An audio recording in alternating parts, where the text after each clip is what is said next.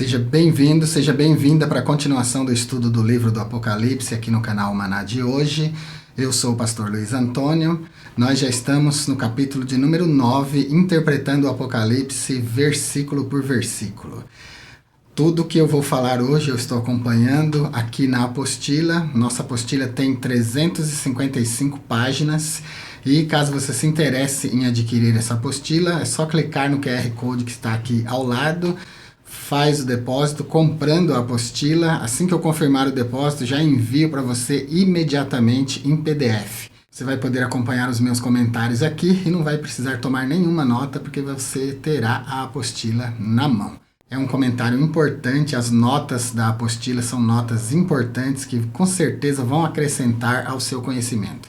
Se você é professor de escola bíblica, se você é pregador, se você é pastor, principalmente, será muito importante o conhecimento que você vai adquirir assistindo às nossas aulas aqui e tendo na mão essa apostila. Adquirir essa apostila é um investimento, não considere como gasto, embora que o preço é muito barato para o que tem dentro dessa apostila. Hoje nós vamos no capítulo 9, então, versículos de 1 a 12, o tema central, o tema principal aqui desses versículos do capítulo 9, na quinta trombeta, é uma estrela que cai do céu e abre o poço do abismo e os gafanhotos infernais que sobem desse abismo. A gente tem muita coisa para desvendar aqui nesses 12 versículos. Aconselho você a não adiantar o vídeo. Se você é um estudante, se você quer mesmo aprender, se você quer entender todos os castigos e os detalhes da quinta trombeta, assista o vídeo inteiro, tá bom? Eu sei que todo mundo no YouTube adianta um pouquinho a velocidade, então se você adiantar um pouquinho a velocidade, você ganha tempo e não precisa pular o vídeo, embora que você vai estragar a minha voz, né? Acho que não compensa. Mas tudo bem, né? Se você precisa adiantar um pouquinho para ganhar um pouco de tempo, faça isso. Mas não adiante o vídeo para você não perder o assunto progredindo e pulando de um tema para o outro. Quando a gente adianta, quando a gente dá aquele corte brusco no vídeo, a gente perde detalhes. Detalhes que fazem parte de um todo, né? Então é importante assistir a aula inteira e sequencialmente. Nós temos aqui durante a quinta trombeta 8 eventos importantes que eu quero destacar. Eu vou destacar no comentário de hoje. Primeiro, uma estrela cai do céu e abre o poço do abismo. Vamos ver qual é o termo grego para abismo aqui nessa passagem e vamos dar o significado desse termo. No segundo ponto importante, a gente vê o poço do abismo sendo aberto, uma fumaça que sobe dele e essa fumaça escurece o sol e o ar. No terceiro ponto, a gente vê que dessa fumaça vieram gafanhotos que têm poder como o de escorpiões da terra. Em quarto lugar, foi-lhes dito que não fizesse dano a nenhuma erva, a nenhuma árvore, a nenhuma plantação da terra, mas somente aos homens que não têm o sinal de Deus nas suas testas. Em quinto lugar, foi-lhes permitido que por 5 meses não matassem esses homens, mas que os atormentassem. Vamos ver o que significa isso. Esse aqui é um dos pontos de maior dúvida nesse comentário da quinta trombeta. A gente vai sanar hoje aqui. Porque as pessoas querem morrer e não conseguem morrer. Em sexto lugar, e naqueles dias os homens buscarão a morte e não a acharão. Vão querer morrer e a morte vai fugir deles. É o sexto ponto importante. Sétimo ponto importante da aula de hoje, o poder dos gafanhotos é contra os homens. É para danificar os homens, mas nenhuma vegetação, nenhuma árvore do campo será danificada. E, oitavo ponto importante, eles trazem sobre si um rei, que é chamado textualmente aqui de o anjo do abismo. Vamos ver quem é essa figura. Então, uma aula importante que vale muito a pena investir tempo para aprender todos os detalhes contidos nesse texto. Apocalipse 9, de 1 a 12, quinta trombeta. Versículo de número 1, então. E o quinto anjo tocou a sua trombeta e viu uma estrela que do céu caiu na terra e foi-lhe dada a chave do abismo. Quando o quinto anjo toca a sua trombeta, João vê uma estrela que do céu cai na terra. E essa estrela tem uma missão específica, que é abrir o poço do abismo. Ela tem a chave do poço do abismo. Isso aqui é linguagem figurada, viu, queridos? É linguagem metafórica.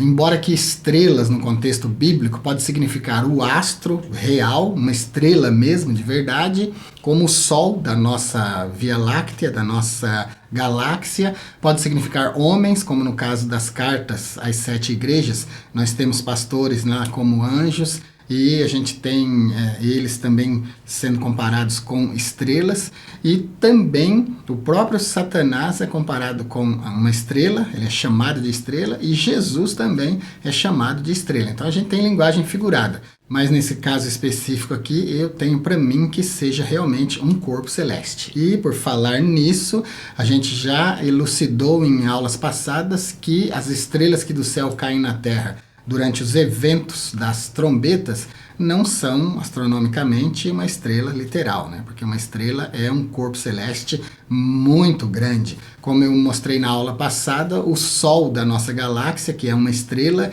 ele é 1.300.000 vezes maior do que o nosso planeta Terra. Então é um absurdo de tamanho, né?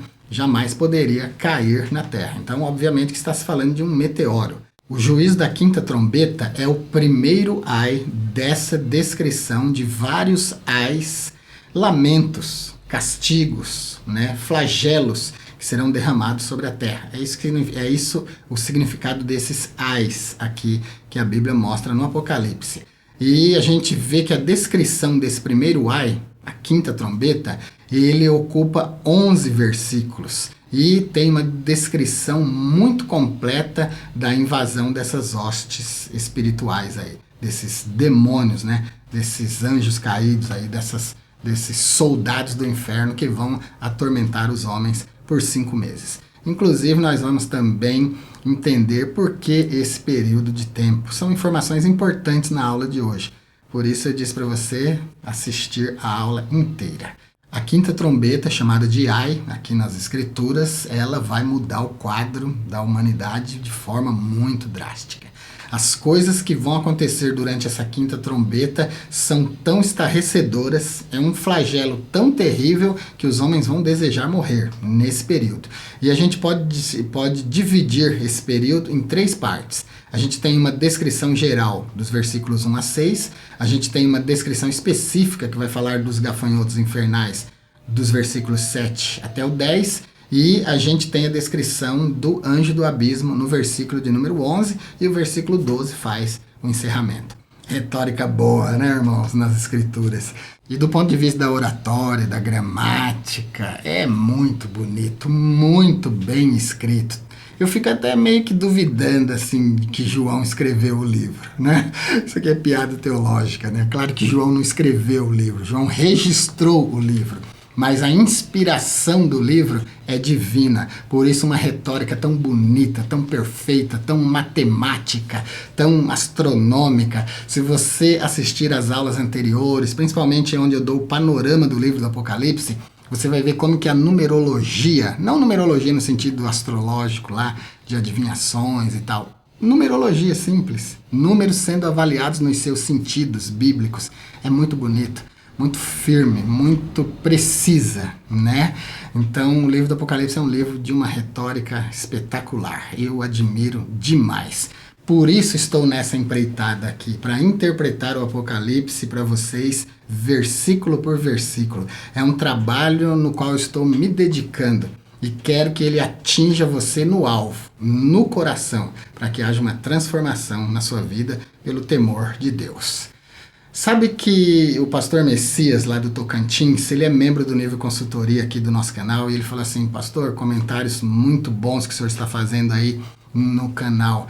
E muitos cristãos, muitos crentes têm medo do livro do Apocalipse, né? Mas não deveria, porque o livro abre dizendo que é uma mensagem de Deus para os seus servos, né? Então é uma mensagem de Deus para nós, uma mensagem de amor de Deus para nós, porque está nos avisando dos flagelos e dos castigos que se abaterão sobre a humanidade rebelde. Mas os crentes não. Sobre os salvos, não. Sobre os servos de Deus, não. Esses estarão seguros no tempo desses flagelos.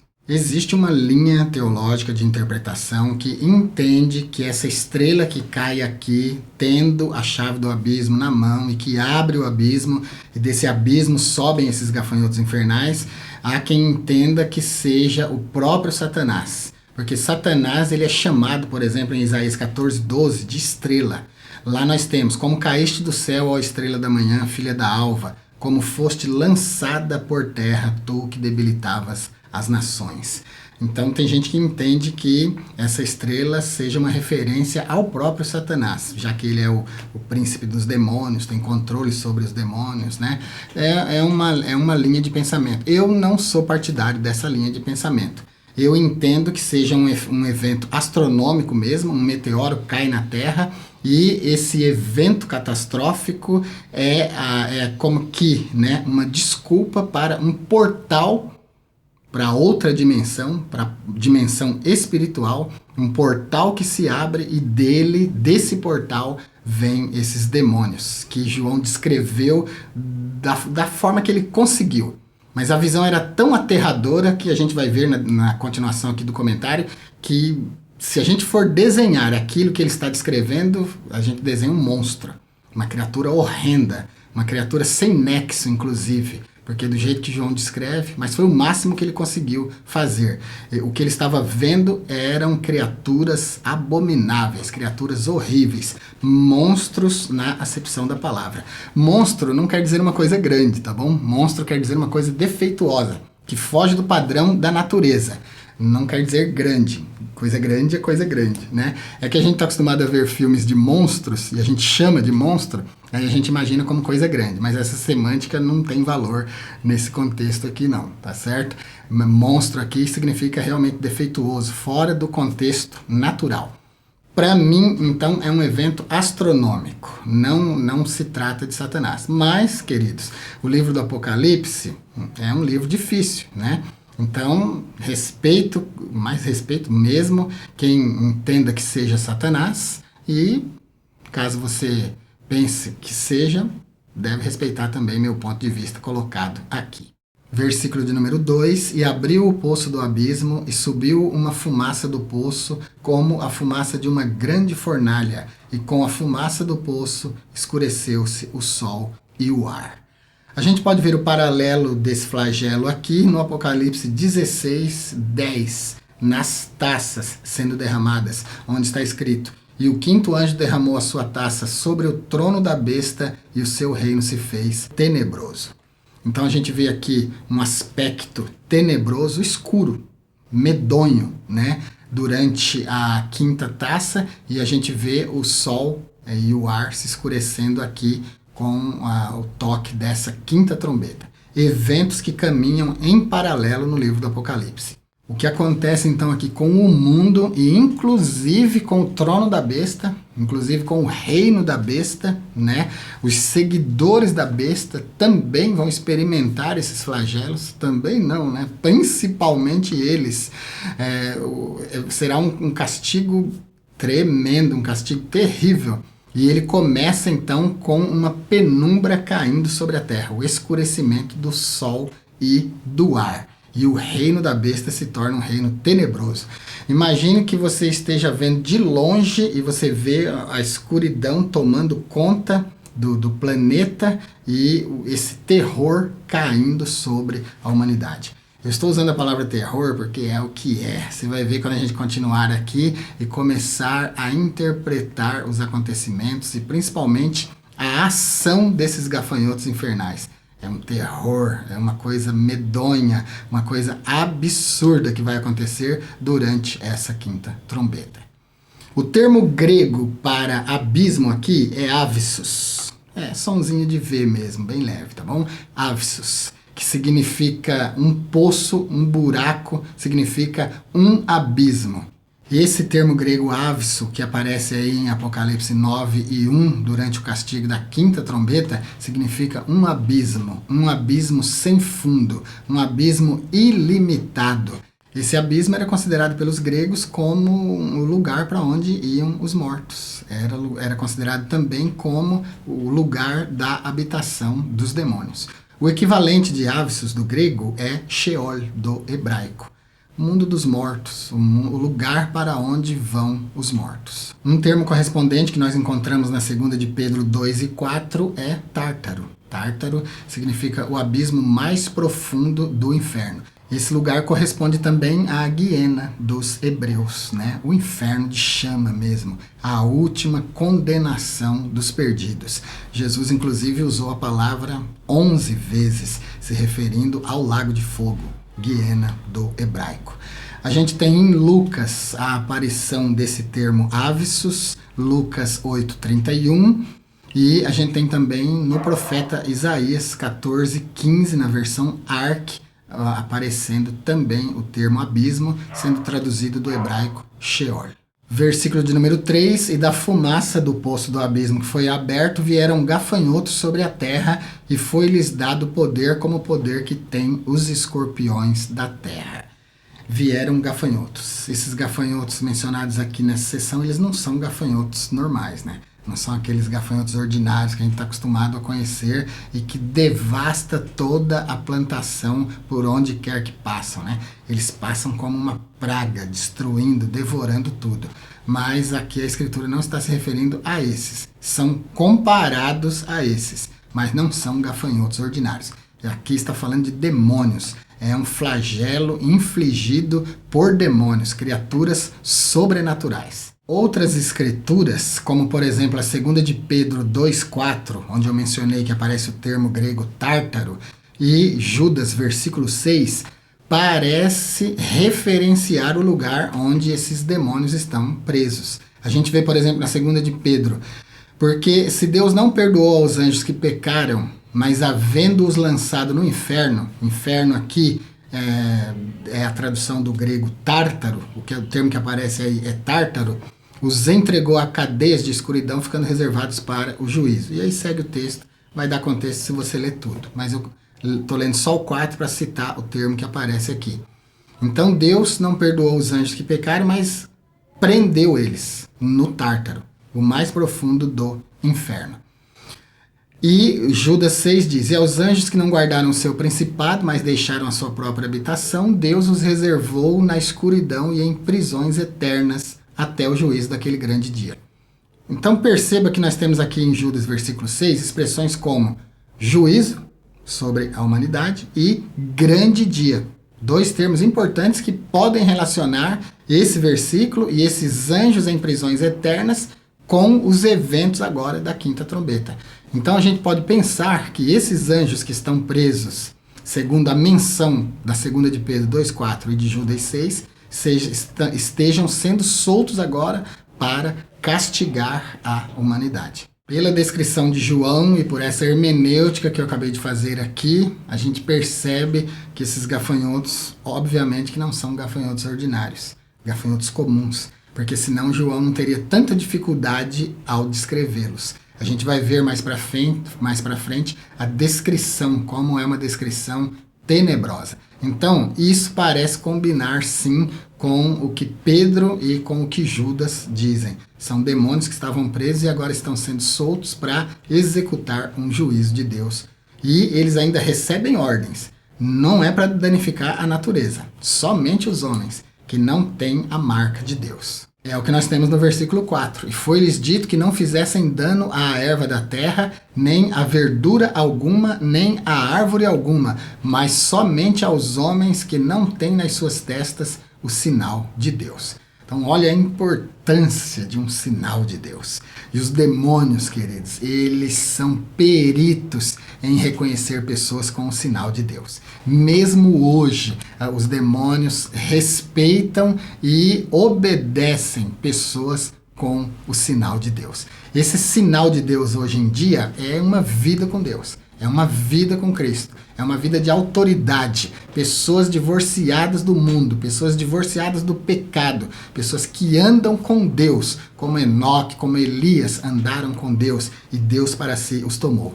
Essas pessoas têm um sinal invisível, não precisa ser uma marca, um X, nada disso, né? Alguma coisa visível aqui nesse caso.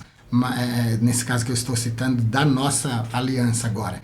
Né? Nós somos pessoas que temos o Espírito Santo na nossa vida. Nós temos Jesus na nossa vida. Esse é o sinal de Deus na nossa vida. por isso o maligno não nos toca. E aqui, homens sem a marca de Deus, homens sem comunhão com Deus, homens amantes do pecado, perversos, pecadores, ímpios, serão julgados, serão flagelados por esses demônios, por esses anjos que foram libertados do abismo para cumprir o juízo de Deus durante a quinta trombeta. E foi dito a esses gafanhotos que não fizessem dano à erva da terra, a nenhuma erva verde da terra, a nenhuma plantação. E isso é exatamente o contrário da natureza dos gafanhotos, né? Porque os gafanhotos, eles devoram as plantações. Nós temos, por exemplo, Êxodo 10 e 12, um castigo, um flagelo terrível executado por gafanhotos. Lá nós temos: então disse o Senhor a Moisés, estende a tua mão sobre a terra do Egito, para que os gafanhotos venham sobre a terra do Egito e comam toda a erva verde da terra, tudo o que sobrou da praga da saraiva. Essa é a natureza dos gafanhotos, devorar tudo. Mas agora aqui nós temos gafanhotos, é óbvio que eu entendo que esses gafanhotos são metafóricos, né? Não são gafanhotos literais, porque senão iam destruir a plantação, mas esses não. Esses vieram com o intuito de castigar os homens. Então eu entendo que esses gafanhotos aqui são os anjos rebeldes que estavam aprisionados no abismo, conforme a hermenêutica feita na 2 de Pedro 2,4 e em Judas 6. Fatos interessantes sobre eles. Os gafanhotos ordinários da terra, eles são diferentes desses aqui. Esses aqui têm ferrões nas suas caudas como se fossem escorpiões. Isso não é natural. Segundo ponto, com os ferrões é que eles ferram, que eles ferem as pessoas, e não com a boca, como um gafanhoto normal, natural, ordinário faria.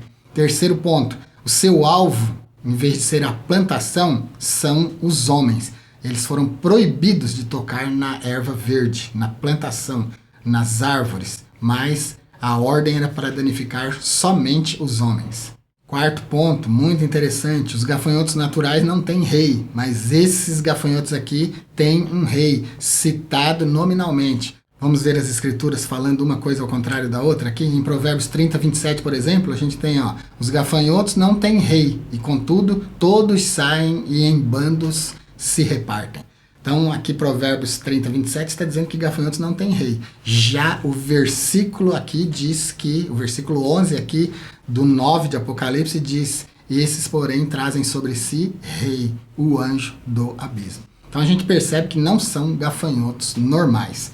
Outro ponto importante que mostra com clareza um argumento de lógica muito forte, que mostra que esses gafanhotos não são gafanhotos naturais, é que eles têm discernimento. Esses gafanhotos têm inteligência. A ação deles é uma ação inteligente. Foi ordenado a eles que não tocassem em erva nenhuma. E é isso que eles vão fazer, não vão tocar em erva nenhuma. E o versículo de número 5, e foi-lhes permitido não que matassem os homens, não que os matassem, mas que por 5 meses os atormentassem. E o seu tormento era semelhante ao tormento do escorpião quando fere o homem. Agora a Bíblia diz assim: foi-lhes permitido não que os matasse, mas que por 5 meses os atormentasse. É aqui que tem uma dúvida muito comum entre os leitores da Bíblia. Tem muita gente que não lê muito a Bíblia, né? Não tem muito achego com o livro, às vezes lê só superficialmente. Tem gente que cita a Bíblia como cita uma lenda. Parece que está escrito na Bíblia uma coisa assim, né? Isso aí fala de gente que não tem intimidade com a Bíblia, né? Gente que tem intimidade com a Bíblia cita o versículo, cita o capítulo, né? Eu não acho importante citar capítulo e versículo, mas o texto, conhecer o texto, eu acho muito importante, né? Saber o que está escrito, saber do registro. Mas tem gente que cita a Bíblia assim meio que como lenda. E já fui perguntado, mas muitas vezes, sobre esse assunto aqui. Porque as pessoas falam de forma geral assim: durante a grande tribulação não vai ter morte, né, pastor? As pessoas vão procurar morrer e a morte vai fugir deles, né? E não é isso. Não é durante o período da grande tribulação, porque o período da grande tribulação são 7 anos. E esse castigo específico, onde os homens procurarão morrer e a morte fugirá deles, dura somente 5 meses. é somente durante a quinta trombeta, né?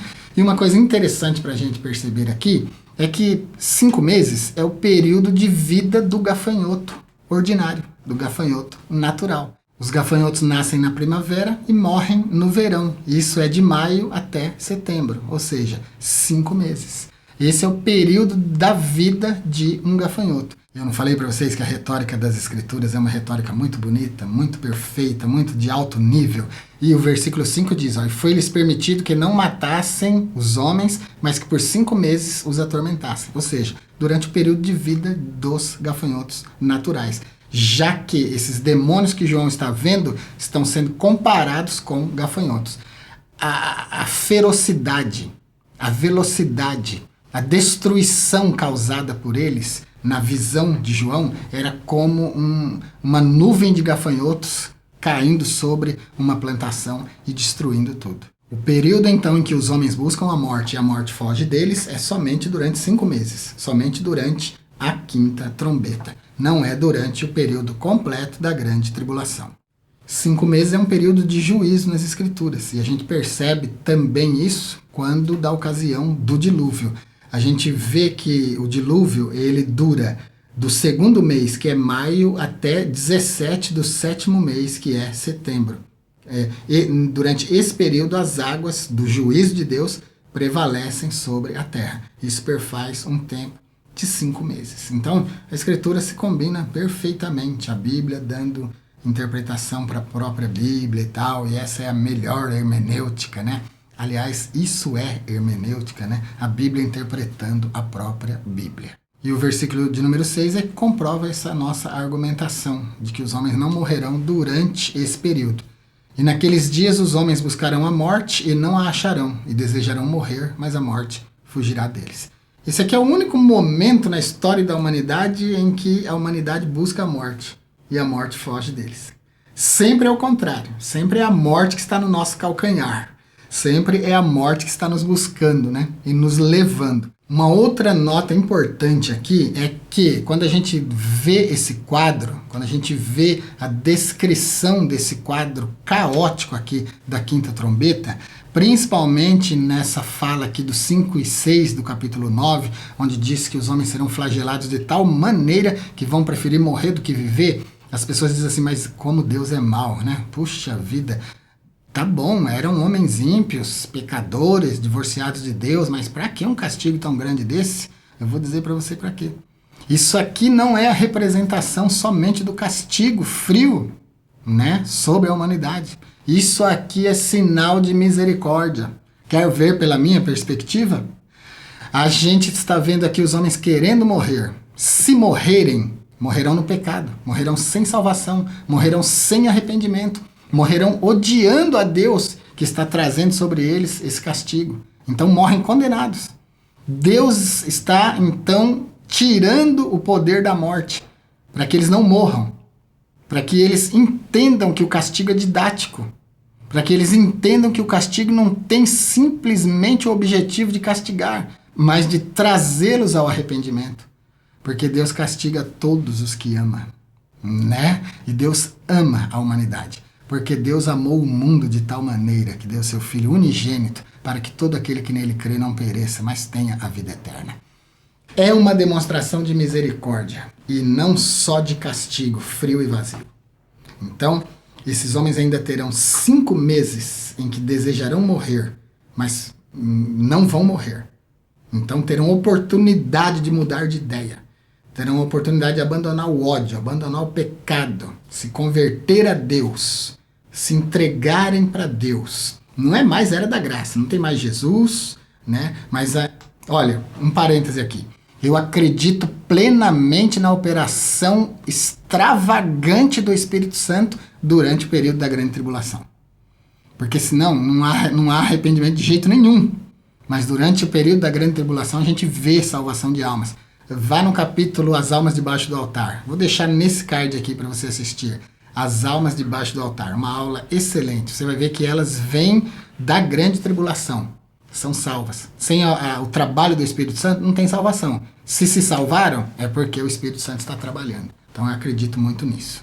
E agora a gente vai passar de uma descrição geral para uma descrição mais específica desses gafanhotos. E vocês vão ver que realmente, obviamente, não são gafanhotos ordinários, e João nem consegue descrever uma criatura que possa se chamar de uma criatura que minimamente pareça com alguma coisa normal. Não parece. Parecem realmente monstros. Seres deformados, criaturas que vieram do poço do abismo para atormentar os homens. Versículo 7. E o parecer dos gafanhotos era semelhante ao de cavalos aparelhados para a guerra, e sobre as suas cabeças havia umas como coroas semelhantes ao ouro, e os seus rostos eram como rostos de homens. Os gafanhotos parecem cavalos aparelhados para a guerra. Isso mostra que esses seres estão prontos para a guerra. Parecem soldados infernais que vieram para atormentar a humanidade. João não conseguiu descrever. E eu vou, né? É claro que eu não vou conseguir. Mas o cavalo era um instrumento de guerra. O cavalo era usado na guerra. Então os cavalos aqui apontam para a ferocidade, para a velocidade, para a força da destruição que esses gafanhotos trarão sobre os homens naquela época. Sobre as suas cabeças havia alguma coisa que João descreve como que parecendo coroa. Não era coroa. É parecido. Ele diz, umas como coroas. Também não era de ouro. Ele diz que é semelhante ao ouro. Eu gosto muito desse cuidado na narrativa. Aqui a gente vê então João falando que os gafanhotos eram semelhantes a cavalos, cavalos de guerra. Sobre as suas cabeças ele via alguma coisa parecida com coroa. E a aparência era como a aparência de ouro. E os seus rostos eram como rostos de homens. Então a última parte, rosto como rosto de homem, é que mostra que eram seres com estatura parecida com estatura antropomórfica, né? De homem, na forma humana. Então dá a impressão mesmo de anjos caídos. Os cavalos falam da força e da ferocidade, do ataque deles. O que João vê sobre a cabeça deles parecendo coroa pode estar se referindo à autoridade deles. Eles receberam ordens para castigar os homens. E o que remete à minha defesa de anjos caídos é o fato de aqui, por exemplo, eles terem rosto como rosto de homem, né? Então veja que descrição de aberração que João faz aqui para nós desses gafanhotos. Mas aqui ele está sendo o mais específico que ele pode. João vê coisas extraordinárias no Apocalipse, irmãos. Dá até dó de João, de estar vendo essas coisas, essas barbaridades, essas coisas extraordinárias, coisas tão extraordinárias que ele teve dificuldade extrema em descrever, mas fez o seu melhor. João está vendo seres aqui, está vendo criaturas tão medonhas que ele não é capaz de descrever precisamente o que eles são. Então ele usa figuras que ele conhecia para tentar descrever a aparência dessas criaturas. Mas é uma aparência horrorosa, é uma aparência medonha mesmo. Medonho significa que causa medo, né? Que causa espanto. Pareciam cavalos aparelhados para a guerra. Isso aqui eu já disse que pode estar falando da fúria, né? Desses soldados infernais, da força com que eles deflagram o seu ataque sobre os homens. Tinha couraça como couraça de ferro. Isso aqui fala da resistência, do fato de eles serem indestrutíveis, porque eles estão cumprindo ordem de Deus, trabalhar para atormentar os moradores da terra. Não serão destruídos durante esse período. Somente depois de 5 meses, conforme o período de vida de um gafanhoto ordinário, é que eles saem de cena. Então, o trabalho deles vai durar 5 meses. Sobre as suas cabeças tinha alguma coisa que parecia coroa, né? E que parecia ouro na sua confecção. Não é coroa, né? Mas parecia. E um negócio legal da gente ver aqui é que João está sabendo, assim, ele consegue discernir as coisas que ele está vendo. Né? Ele tem dificuldade de descrever, mas ele sabe o que está vendo. E ele diz aqui, o que eu vi sobre a cabeça deles é alguma coisa semelhante à coroa. O material era semelhante a ouro, mas não era nem coroa e nem ouro, era semelhante. Porque em outros lugares nas escrituras ele fala, quando ele está vendo coroa, né? Ele vê que, por exemplo, o cavaleiro do capítulo 6, o cavaleiro do cavalo branco, recebeu uma coroa, e ali ele afirma categoricamente que é uma coroa. O outro cavaleiro do cavalo branco, do 19 do Apocalipse, que é Jesus, tinha sobre a sua cabeça uma coroa. Os anciãos, ele vê que tinham coroas sobre a sua cabeça, e por aí vai. Então ele sabe discernir o que é uma coroa e o que parece ser uma coroa. Então isso aqui pode estar representando, mas não é exatamente representando a autoridade de uma coroa. Mas como é semelhante a uma coroa, fala da autoridade que foi dada. Eles receberam ordens. Eles têm uma autoridade que não é deles, foi dada para eles, para danificar os homens. Os seus rostos eram como rostos de homens, e o versículo 8 diz, e tinham cabelos como cabelos de mulheres, e os seus dentes eram como dentes de leões. Uma aparência grotesca, né, que ele está vendo aqui. Tem gente que diz que João está vendo cabelo como cabelo de mulher por causa das antenas dos gafanhotos, né? Inclusive tem um ditado árabe que eu vou ler para você aqui, você vai achar interessante.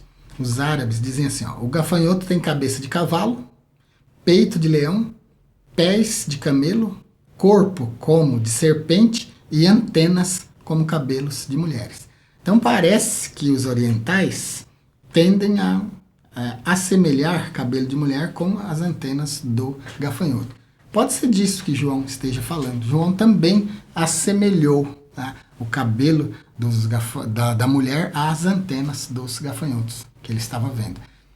Para eles fazia muito sentido. Para nós é que não faz muito, né? Mas para o pessoal daquele lugar, como o provérbio que eu acabei de ler aqui para vocês, faz sentido. O versículo 8, então, diz que os gafanhotos tinham cabelo como cabelo de mulher, né? Provavelmente a representação das antenas, e dente como dente de leão. A gente tem uma figura em Joel 1 e 6 que fala dos dentes dos gafanhotos, da destruição que eles podem causar, comparando com dentes de leões. Lá nós temos, os seus dentes são dentes como de leão, e tem queixadas de um leão velho. Joel 1 e 6, você pode conferir aí na sua Bíblia. Na simbologia profética aqui do Apocalipse, esses dentes de leão, então, estão falando da ferocidade, da destruição que esses gafanhotos serão capazes de causar, que causarão nos homens sobre a terra durante esse período da quinta trombeta. O versículo de número 9 diz o seguinte, tinham couraça como couraças de ferro, e o ruído das suas asas eram como ruído de carros, quando muitos cavalos correm ao combate. Aqui, essas couraças de ferro fala da indestrutibilidade desses seres. Fala da preservação desses seres durante esse período de 5 meses, que é o período em que o castigo da quinta trombeta se abate sobre a humanidade. Essa couraça fala de proteção. Eles vão viver por 5 meses. Eles têm ordem de atormentar a humanidade que não tem a marca de Deus por 5 meses. Isso fala então da garantia de vida deles, a estabilidade deles para trabalhar durante esse período. O barulho das suas asas, como o ruído de muitos carros, como quando muitos cavalos correm para a batalha, esses carros aqui não pode ser de jeito nenhum confundido com carro moderno, tá bom? Isso aqui são as carruagens de guerra de antigamente. As bigas de guerra e tal, as carruagens que eram usadas para a guerra antigamente, eram chamados de carros. A escritura chama de carros, mas não tem contexto de carro moderno e não dá para transpor hermeneuticamente, querendo dizer que seja, não pode fazer isso. São carros antigos, são carros de guerra, puxados por cavalos. Versículo de número 10 diz que esses gafanhotos tinham caudas semelhantes às dos escorpiões e aguilhões nas suas caudas, e o seu poder era para danificar os homens por 5 meses. Então a gente vê aqui que são gafanhotos extraordinários, né? Não são gafanhotos ordinários, porque gafanhotos ordinários não tem ferrão, não tem aguilhão. Aguilhões nas escrituras são sempre a representação de força irresistível. A gente vê em Atos 9:5 Jesus falando com Saulo, e ele se dirige a Saulo e diz assim, Saulo, Saulo, por que me persegues? Duro é para ti recalcitrar contra os aguilhões. A força de Deus, a força do Evangelho, a força da igreja, né? É a representação desses aguilhões na fala de Cristo. Então, aguilhão é sempre uma representação de uma força irresistível. Esses demônios aqui, esses gafanhotos infernais, têm aguilhões nas suas caudas, têm ferrões nas suas caudas, para com eles ferir os homens. 6 características desses gafanhotos infernais. São gafanhotos, mas têm malícia de escorpião, avançam como soldados montados para a batalha, usam algo como coroas, isso fala da sua autoridade, tem semelhança de homem no seu rosto, tem algo de feminino na sua aparência, que são os cabelos, João provavelmente comparou as antenas com cabelos, e são ferozes como leões, dentes como de leões. Versículo 11, para terminar o comentário de hoje, e tinham sobre si rei, o anjo do abismo. Em hebraico era o seu nome Abaddon e em grego Apolion.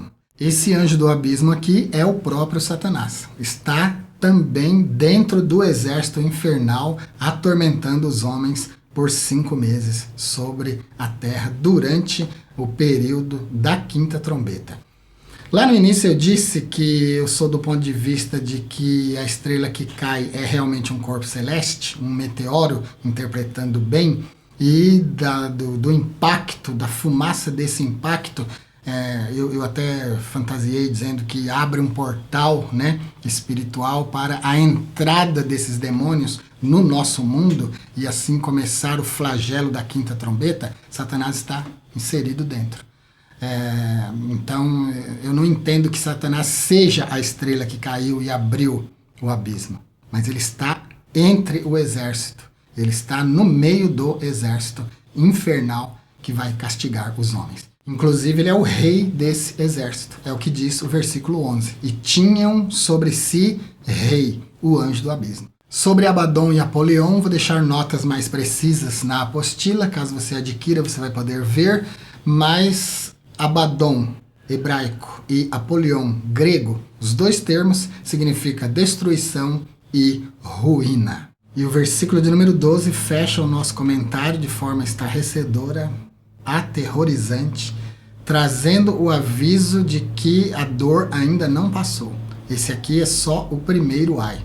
Ainda tem mais 2 ais. Passado é já um ai, e eis que depois disso vem ainda 2 ais. Então a 5ª trombeta traz o primeiro ai e a 6ª trombeta traz o 2º ai, e depois ainda continua seguindo os flagelos de Deus sobre a humanidade.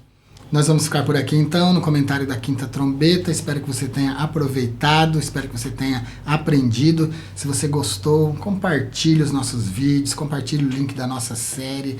Se você ainda não se inscreveu no nosso canal, se inscreva. É muito importante ter você como inscrito aqui do nosso canal. Se você quiser acesso a um material mais exclusivo, se torne membro. Para membros a gente tem vídeos, aulas e cursos exclusivos. Tem curso de oratória, curso de personalidade. E se você quiser falar direto comigo, se torne membro do nível consultoria. Assim você vai ter meu número de telefone e a gente vai poder conversar. Fique com Deus e até a nossa próxima aula.